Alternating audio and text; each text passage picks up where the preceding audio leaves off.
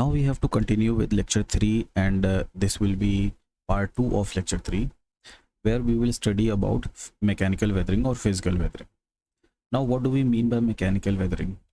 Mechanical weathering involves the use of forces, that is the natural forces, which helps in the weathering of a rock or any strata. Now, what are the forces involved? The forces could be thermal expansion, pressure release, gravitational forces, or water pressure.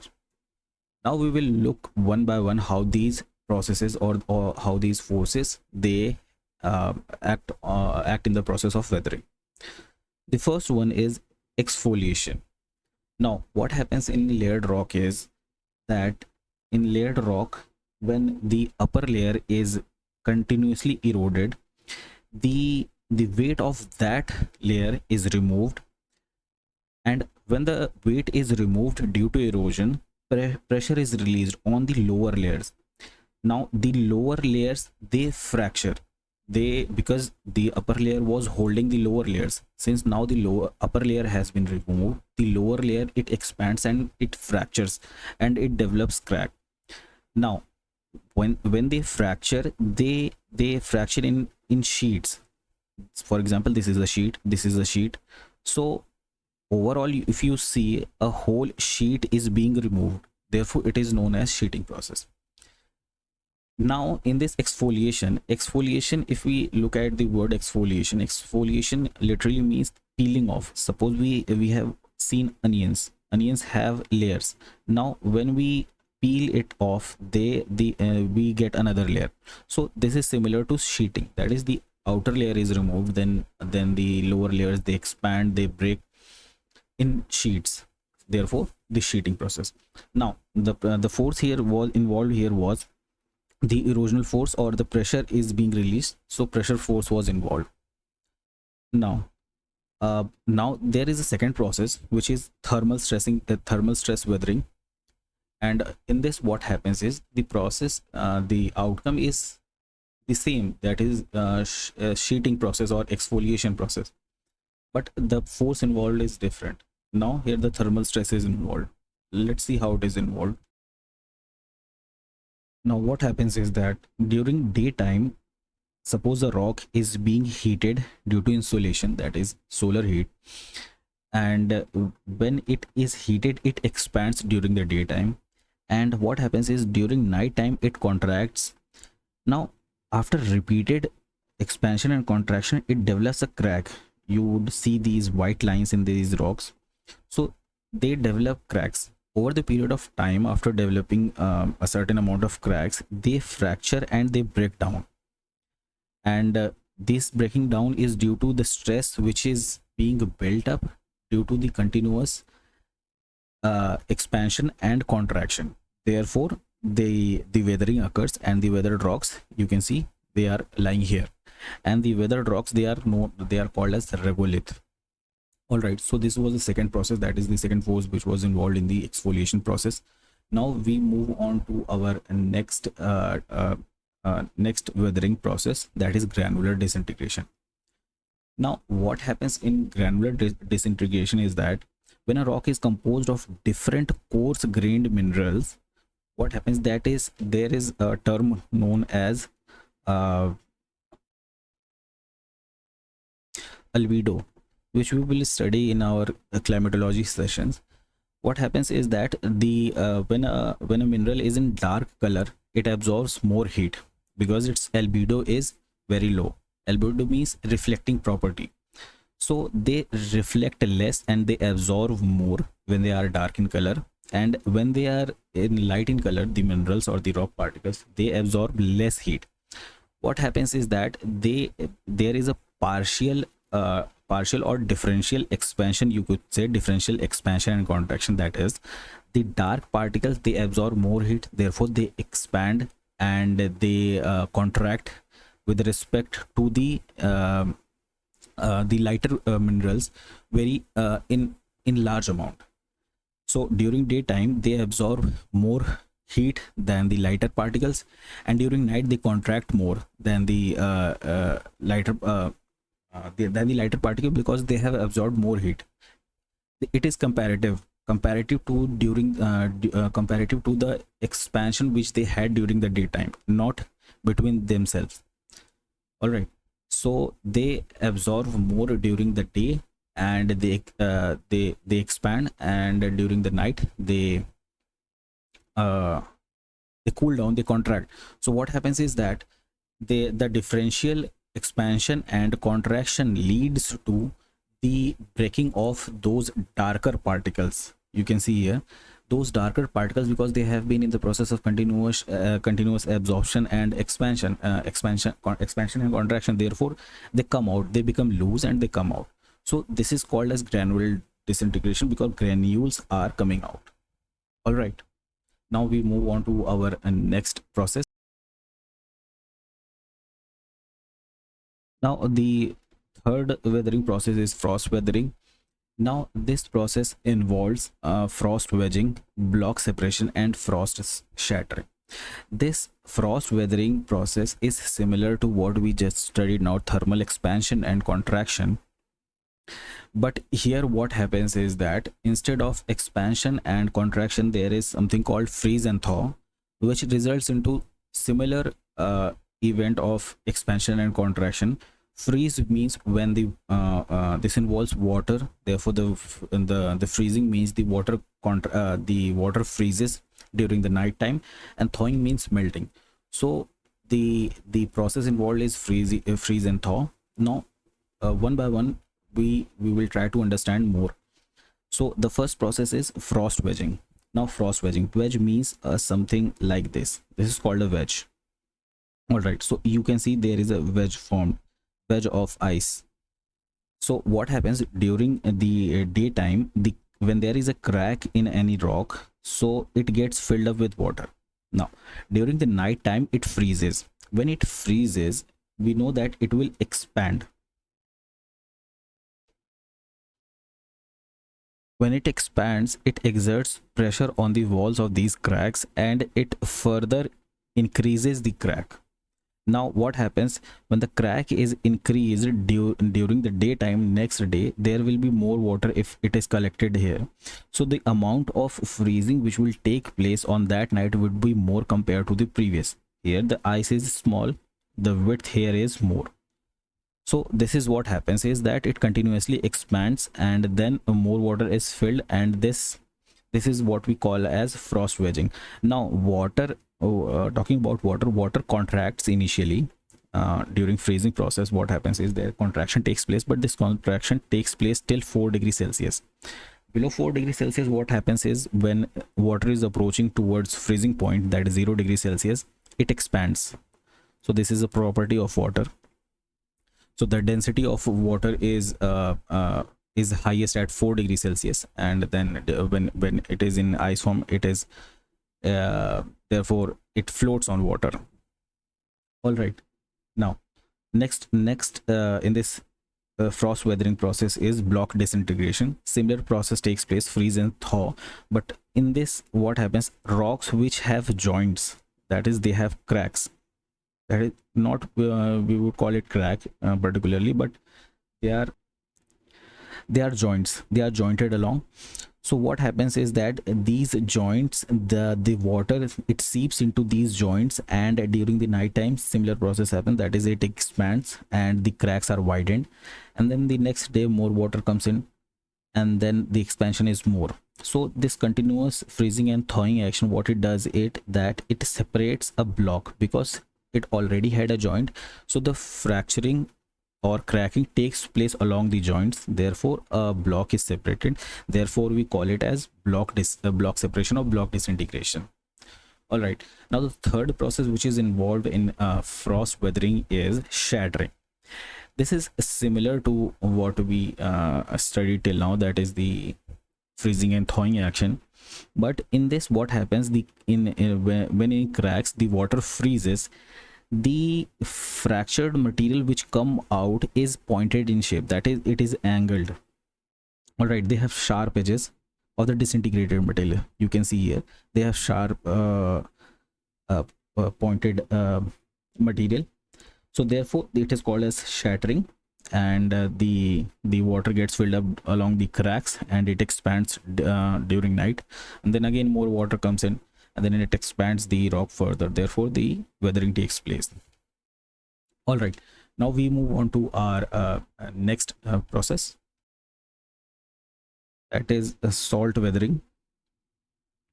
Here we have salt weathering.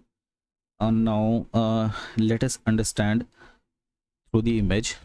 What happens is that, again, if a rock is having cracks, what happens is that the saline water, not simple water but saline water, it accumulates in these cracks, and during the daytime what happens, when the water evaporates, the salt is left over. By continuous repetition of this process, what happens, this salt crystallizes, and during crystallization process it expands. Then again, similar to that freezing process which happened in the frost weathering process, it expands and it develops more cracks. So similar the expansion happens and it cracks the rock further, and the disintegration takes place. This is what happens is, so a saline solution is filled in the cracks, the water evaporates, salt is left behind. This salt crystallizes, it expands, and it cracks the rock further, and the weathering process takes place. All right, this is what is written here.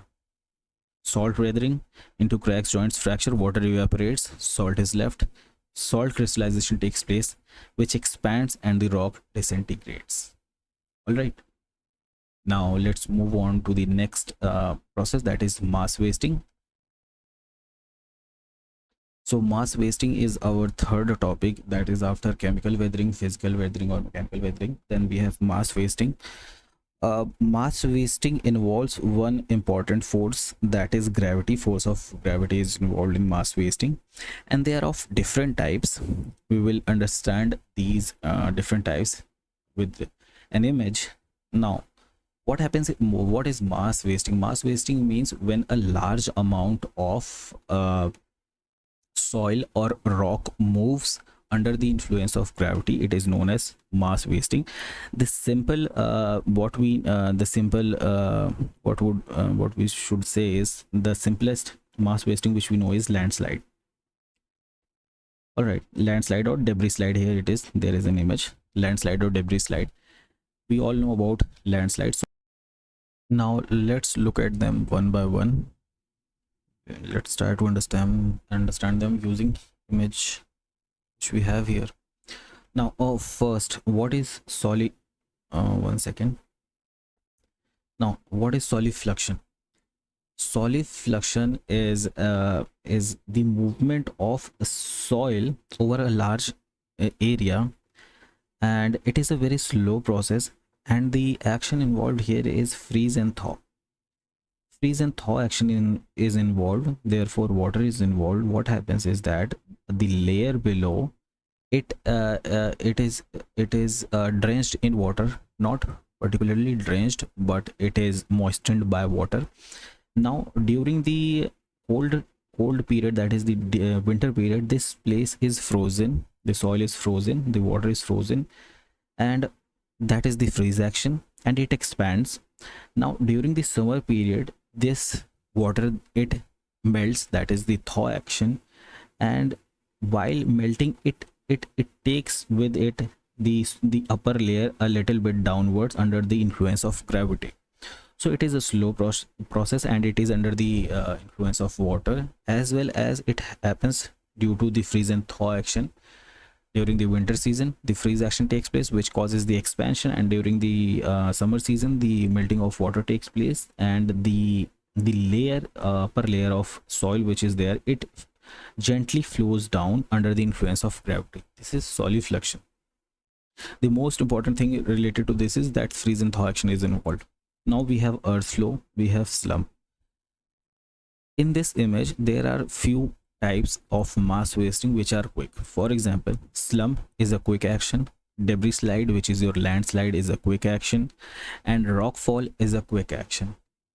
So these three are very quick actions, and these debris flow and the leher, these are moderate in nature, that is their speed is moderate compared to this slump, landslide and rockfall, and the slowest among them is solifluction and soil creep, as well as we could call earth flow. Not the slowest, but between moderate and slow comes the earth flow. Now what happens under earth flow? In earth flow, a portion of the area, it comes under water, it is drenched in water due to heavy rain, and this portion, it first, what happens, it slumps down. You can see what slumping is. Slumping is that it creates a terrace like structure, and the rock strata, it just forming a curve, it goes down.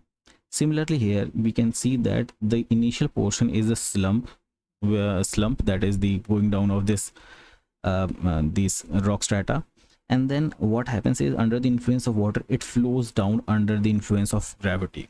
Now it is a portion, first thing, and it is under the influence of water, but here the influence is of water as well as freeze and thaw action is involved, and it is a very slow process. It is comparatively faster process, and this portion comes down under the influence of gravity, which is earth flow. Now we have here a layer, that is mud flow. We would see debris flow and mud flow simultaneously. In debris flow, what happens is that there are rock fragments as well as mud is involved here. During heavy rains, there is a debris flow, and when a mountainous region is in low vegetation, the vegetation, if vegetation is not there, it is not holding up the soil, therefore the rocks, the soil, it flows down under the influence of water, so it is called as debris flow. Now in mud flow, what happens, that debris is not involved, that is rock fragments are not involved, only the flow of mud takes place during heavy rain, which we usually see in Uttarakhand when there are flash floods, there is a heavy rain, so we see mud flow, which is also called as layer. All right, so this was debris flow where rock fragments are involved, and heavy mud flow is that during heavy rainfall it happens. So we saw solifluction, we saw earth flow, and we saw mud flow. This is moderate in action, moderate in speed. This is slowest. What is soil creep? Soil creep, it does not involve any kind of water, but what happens, under the influence of gravity, slowly and steadily, due to the angle of slope, it flows the soil layer, it moves downwards, it slides slowly and gently, and it is known as soil creep. We can see that there is a bend happening here, and the initial strata was here, now it has reached here, so this is soil creep. Rockfall is simple, that the rocks fall, it may be during an earthquake, or suppose there is any mining activity going on or road construction is going on, so during the explosive which are used in mountains, the cracks happen, the earthquake may be generated, and therefore the rocks fall. Now debris slide is nothing but landslide, which involves most of the thing, that is if there is vegetation along with rock debris, along with mud, everything included, when the portion moves down, it slides down, it is known as debris slide or landslide. And now slump, what happens in slump is, as I told you, that in slump it is a quick action, and in slump, staircase like structure is formed and a curvature is formed, and this happens is due to if there are any cracks, or suppose there are earthquake or any other reason could be there, this portion of a mud or a rock, it goes down, it slides down, and it forms a staircase like structure, and it is known as slump. All right, and it may happen that that during an event, or one or more of these types are happening. Suppose for example, if there is a earth flow, you may see slump there, you may see mud flow, you may see debris flow, you may see landslide all at once, at different period of time, or side by side, depending upon the rock strata or geological structure or geological makeup of that region. So this was all about mass wasting. Now we have to look at fourth weathering process, which will be our last, that is after chemical, mechanical, mass wasting. Now we will be studying about biological weathering. This is a simple topic. Now what happens in biological weathering is that living organisms are involved. Living organisms, that is when organisms grow, uh, suppose there are earthworms, rodents. What they do is, earthworms, they dug up soil, they eat soil, they create space. Rodents, they dig burrows, they stay there. So what happens is that they expose that portion of rock to the outside environment. All right. Now if earlier there was no burrow, now if there is a burrow, the water will seep through that inside, seep through that region. If that region is in colder region, the freeze and thaw action will take place, and then again the weathering will take place. Similarly, earthquakes also, they expose this surface, they eat up the soil, they change the makeup of the soil, and they expose the surface. And now suppose there is water or any acidic rain, depending upon the rock or soils geological composition where these organisms are involved, they may expose the surface, and further actions of weather or nature may break up the rock or geological strata. Now organic matter decay. When organic matter, it decays, it releases carbonic acids and other acids, which may dissolve rocks nearby, therefore leading to weathering, such as the chemical weathering which takes place, which we studied about. So this or decaying organic matter may form carbonic acid and other acid, and thus dissolve the surrounding rocks, and thus causing weathering. Now root pressure. We have image what root pressure is. For example, this was a tree which developed inside a crack, and it was small. These two are different images, but just for explanation, this was small, but when it grew, it broke the rock due to its root pressure, and it fragmented rocks. Therefore this is called as biological weathering. That is, the living organisms are involved here. Tree was involved. When we talked about organic matter decay, that is, the decaying organic matter may produce humus, carbonic acid, and the other acids. So that is also biological weathering. All right. So this ends our weathering topic. Now one more topic which is left is erosion and deposition. Now erosion and deposition is a very simple process.